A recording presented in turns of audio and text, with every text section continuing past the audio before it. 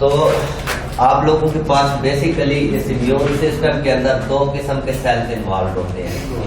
पहले किस्म के सेल्स हैं जिनको हम लोग नाम देते हैं एज टी सेल्स, और दूसरे किस्म के सेल्स हैं what we call as B cells. इनको नाम क्यों दिए गए हैं टी सेल्स के और बी सेल्स के? तो याद रखना कि ये जो टी सेल्स होते हैं इनका रिलेशन होता है आप लोगों के थाइमस ग्लैंड के साथ। थाइमस ग्लैंड का आप लोगों को पता होगा, नहीं पता तो मैं बता देता हूँ कि थाइमस ग्लैंड जो है आप लोगों का आपके दिल से ऊपर एक ग्लैंड पड़ा होता है, और उसका काम क्या होता है कि ये जो आप लोगों के टी सेल्स होते हैं यहाँ पे इनकी मेजॉरिटी टी सेल्स की ये थाइमस ग्लैंड की जिम्मेदारी होती है। और जिसको आप लोग कहते हो बी सेल्स, बेसिकली हम लोगों ने लास्ट टाइम पे लिम्फेटिक सिस्टम के अंदर भी पढ़ा था कि जो लिम्फाइड मैसेज होते हैं वो आप लोगों के पास प्रोड्यूस कर रहे होते हैं सेल्स को, और वो जो सेल्स प्रोड्यूस करते हैं ये बेसिकली सबसे पहले देखे गए थे बर्सा ऑफ फैब्रिशियस के अंदर। ये आपके पास जो बर्ड्स होते हैं इन बर्ड्स के अंदर एक किस्म का लिम्फाइड मैस है जिसको बर्सा ऑफ फैब्रिशियस का नाम देते हैं। उसके अंदर ये बी सेल्स पाए जाते हैं, और बी सेल्स का काम होता है बेसिकली एंटीबॉडीज प्रोड्यूस करना। अब ये वाले जो है ये एक तरीके से इम्यूनिटी देते हैं आप लोगों को, ये वाले अलग तरीके से इम्यूनिटी देते हैं। जो टी सेल्स हैं इनका इम्यूनिटी का प्रोसीजर क्या होता है कि ये डायरेक्टली किसी भी एक एंटीजन के ऊपर अटैक करते हैं, डायरेक्टली अटैक करेंगे। ये जो बी सेल्स हैं ये आप लोगों के पास पहले बनाएंगे एंटीबॉडीज। प्रोसीजर क्या क्या होते हैं जिनको आप लोग टी सेल्स कहते हो?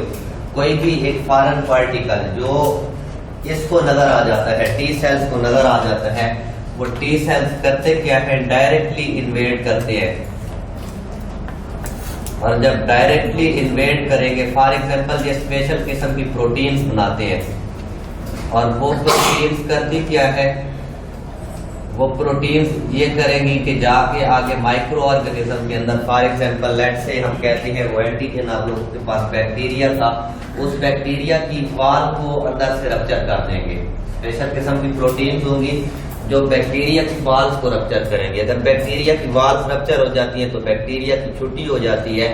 ये जो डायरेक्ट अटैक होता है, जो टी सेल जिस तरीके से बिहेव करते हैं इसको हम लोग नाम देते हैं कि ये है हमारे पास cell mediated response.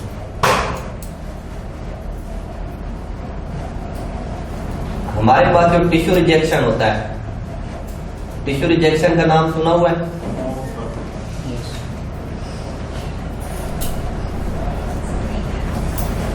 Tissue rejection है क्या?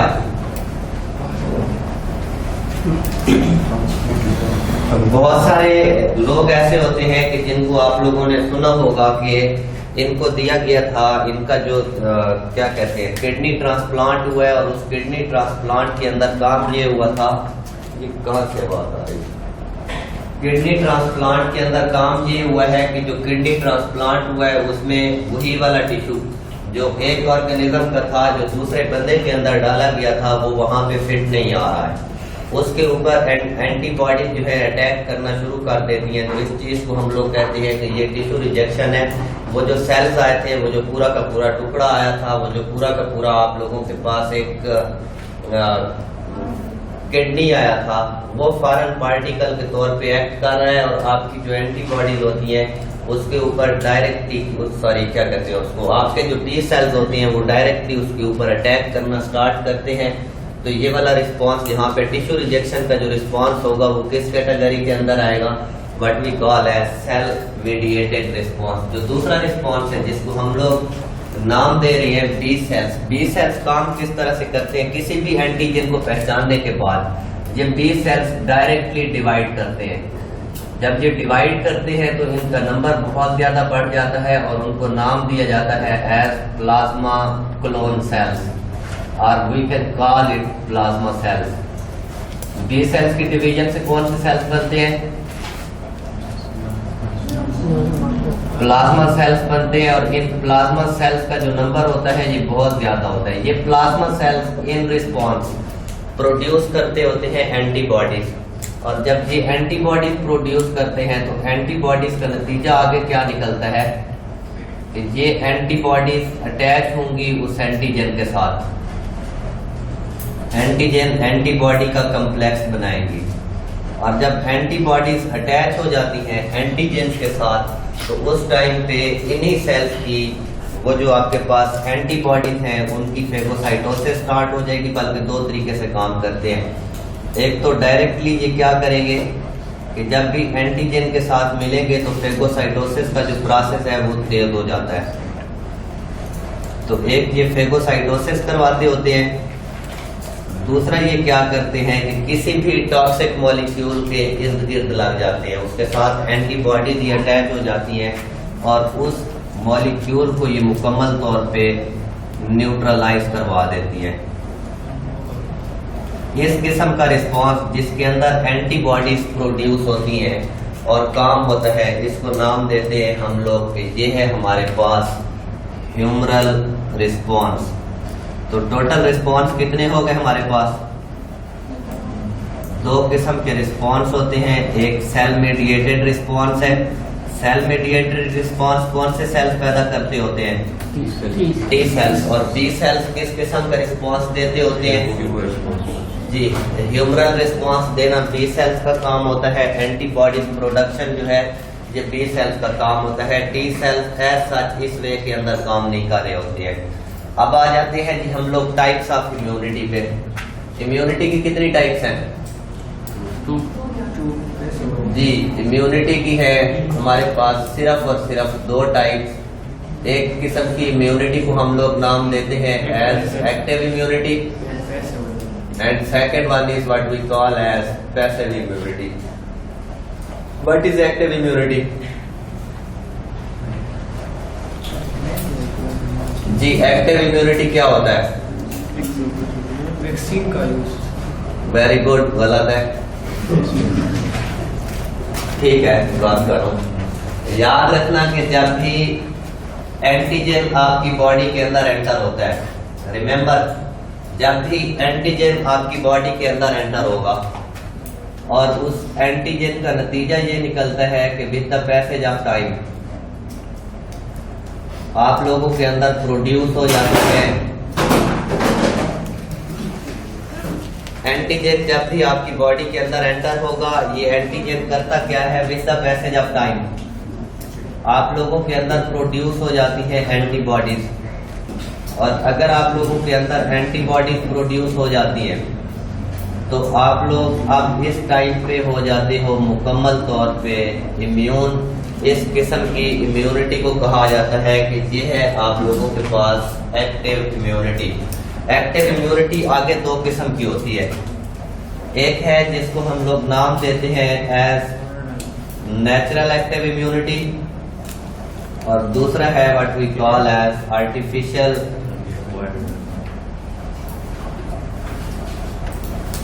होते हमेशा ही एक्वायर्ड होगी।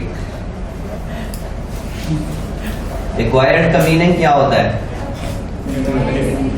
जी,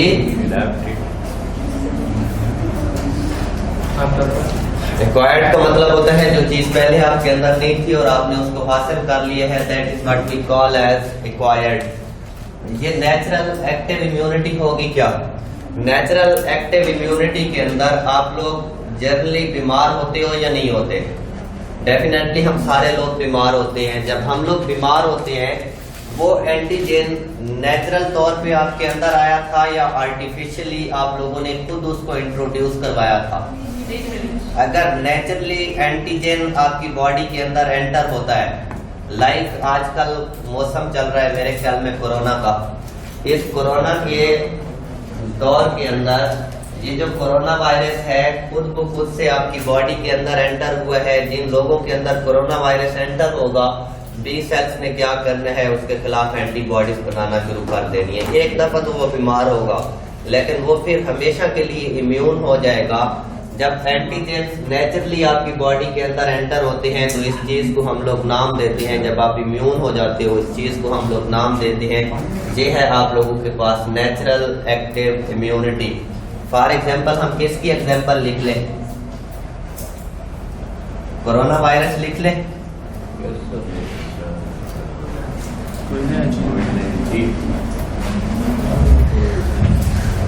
दूसरा तरीका क्या होता है? दूसरा तरीका ये होता है कि आप लोग एंटीजन को अपनी बॉडी के अंदर, लिविंग ऑर्गेनिज्म की बॉडी के अंदर खुद ही डाला जाता है। अगर लिविंग ऑर्गेनिज्म की बॉडी के अंदर एंटीजन को खुद ही डाला जाए तो है तो वैसे बड़ा पागलों वाला सिस्टम कि हम लोग एंटीजन को खुद ही बॉडी के अंदर डाल रहे हैं, जिसका मतलब है हम तो एक चांस ले रहे हैं कि हम बीमार हो जाएंगे, लेकिन हम इतने पागल नहीं है। करते क्या है, हम लोग उस एंटीजन को या तो मुकम्मल तौर पे एटीन्यूएट कर देते हैं, उसको कमजोर कर देते हैं, या फिर क्या कर देते हैं, उस एंटीजन को मुकम्मल तौर पे किल करके उसके बाद उसको बॉडी के अंदर डाल देते हैं। लाइक हम लोग जो वैक्सीनेशन का प्रोसेस करते होते हैं, वैक्सीन क्या है? आप लोगों के पास जिस चीज की वैक्सीन आप बना रहे होते हो वही वाला ऑर्गेनिज्म उसके अंदर मौजूद होता है, बट उसकी कंडीशन क्या होती है कि या तो वो आप लोगों के पास एटीन्यूएटेड होता है या वो मुकम्मल तौर पे किल्ड होता है। एटीन्यूएटेड है तो वो अपने नंबर को इंक्रीज नहीं कर पाएगा, नंबर को इंक्रीज नहीं करता है तो किसी किस्म की कोई डिजीज कॉज नहीं करेगा। अगर आप लोग खुद से इंट्रोड्यूस करवा रहे थे अपने बॉडी के अंदर या किसी भी लिविंग ऑर्गेनिज्म की बॉडी के अंदर, अगर आप लोग एंटीजन को खुद इंट्रोड्यूस करवाते हो, फॉर एग्जांपल ये वैक्सीनेशन वाला जितना का जितना प्रोसेस है, इसको हम लोग नाम देंगे कि ये है आप लोगों के पास आर्टिफिशियल एक्टिव इम्यूनिटी। दूसरी इम्यूनिटी होती है what we call as passive immunity. और इस पैसिव इम्यूनिटी के अंदर होगा क्या? इस पैसिव इम्यूनिटी के अंदर आप लोग एंटीजन नहीं डालते हो, बल्कि आप लोग डायरेक्टली इंट्रोड्यूस करवाते हो एंटीबॉडीज। और अगर किसी लिविंग ऑर्गेनिज्म के अंदर डायरेक्टली एंटीबॉडीज जा रही है तो ये भी इम्यून हो जाएगा। कौन सा इम्यूनिटी का सिस्टम फास्ट है? पैसिव इम्यूनिटी का जो सिस्टम होगा वो ऑटोमेटिकली फास्ट होगा, क्योंकि यहाँ पे पहले एंटीजन जा रहा था और एंटीजन के जाने के बाद तकरीबन 28 दिन लग जाती है एंटीबॉडीज को बनने में। तो इस वजह से आपके पास जो मोस्ट एफिशिएंट वे होता है वो पैसिव इम्यूनिटी है, जिसके अंदर डायरेक्टली आप लोग एंटीबॉडीज को इंट्रोड्यूस करवा रहे थे। फॉर एग्जाम्पल हम लोग कहते हैं, बल्कि इसकी भी आगे डायरेक्टली दो टाइप्स ही बनेगी। दो टाइप्स कौन कौन सी होती हैं? One is what we call as natural passive immunity and second one is what we call as artificial natural immunity.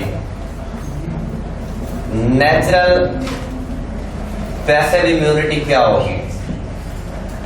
अगर एंटीबॉडीज जा रही हैं बॉडी के अंदर नेचुरली, नेचर ने वो एंटीबॉडीज बनाई हैं और वो किसी बायोलॉजिकल प्रोसेस के थ्रू आपके अंदर जा रही हैं, इसको हम लोग नाम देते हैं कि ये है हमारे पास natural passive immunity. For example जिस टाइम पे बच्चे पैदा होते हैं तो जो जितने के जितने वर्टिब्रेट्स हैं उनका जो पहले वाला दूध होता है, लाइक गाय या भैंस का दूध है, तो वो हम लोग स्टार्ट वाले दिनों के दूध की तो मेरे ख्याल में चाय भी नहीं बना सकते हैं। उसके लिए कोई स्पेशल एक टर्म यूज करते हैं, आप लोग पता नहीं क्या यूज करते हैं, आप लोगों का लोकल होगा, बट रिमेम्बर कि उसको हम लोग नाम देते हैं, ये है हमारे पास कोलोस्ट्रम।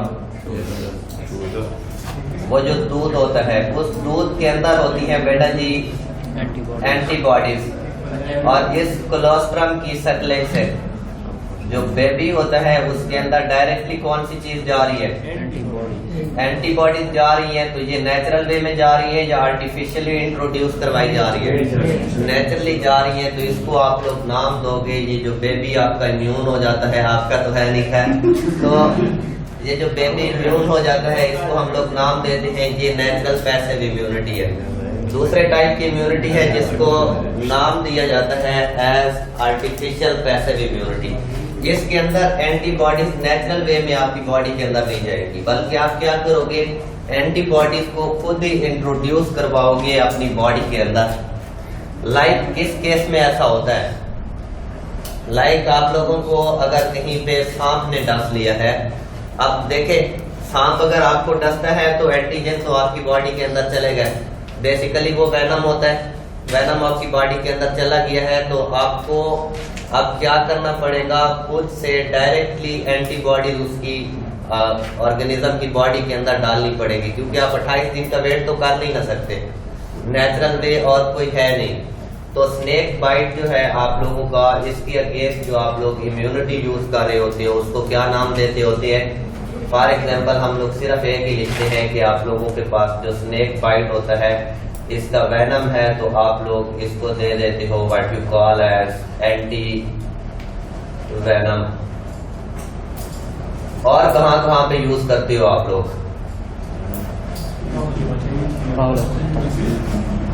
जी, और कहाँ पे आप लोग आर्टिफिशियल पैसिव इम्यूनिटी को यूज करते हो? जी, रेबीज वगैरह के केस में, जैसे किसी को ये जो बावले कुत्ते होते हैं, अगर किसी को इसने काट लिया है तो नतीजा क्या निकलेगा? हाइड्रोफोबिया हो जाएगा और एंड में तो आप लोगों की डेथ हो जानी होती है। उससे बचने के लिए आप लोग क्या कर रहे होते हो? डायरेक्टली एंटीबॉडीज को इंट्रोड्यूस करवा रहे होते हो। ऐसा है या नहीं है? तो ये आप लोगों के पास इम्यूनिटी की दो टाइप्स है।